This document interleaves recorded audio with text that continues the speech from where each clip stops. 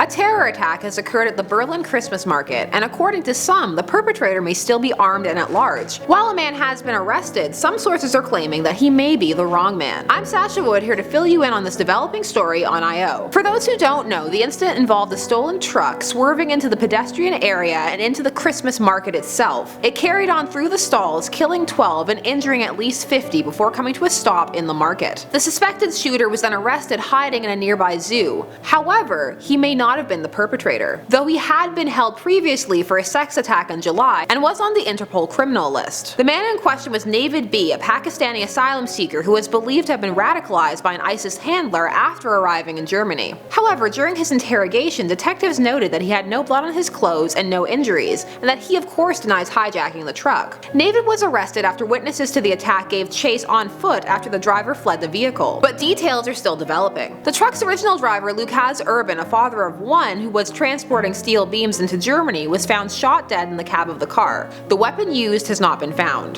The hashtag Pray for Berlin has begun to trend as citizens and social media users around the world come together, and as people actually go to this location and leave flowers and construct memorials for those who lost their lives. If this attack was carried out by an asylum seeker, it will only serve to increase already high tensions, as crime rates have increased, particularly sex crimes, since Germany opened its doors to many refugees. While clearly most of these asylum seekers are not criminals, the few that are increasing the wariness citizens have towards such a large influx of new community members. The timing of the attack is very pointed as well as the location, a clear target on the Christian values as well as consumerism held dear by most Western nations. Despite the level of tragedy, some are taking this as the time to highlight how this attack could truly hurt the re-election chances of German Chancellor Angela Merkel. This is due to the fact that she has banked much of her reputation on opening doors to refugees, a decision that has polarized many. The far right has been particularly vocal in assigning blame. However, Merkel has released a statement insisting that terrorists will not destroy freedom in the country. One thing is certain, the anti-immigration movement will use this as fuel to the fire. And with this incident occurring so closely after the assassination of Andrei Karlov, it is clear that global tensions are at an all-time high, and hopefully a balance can be maintained.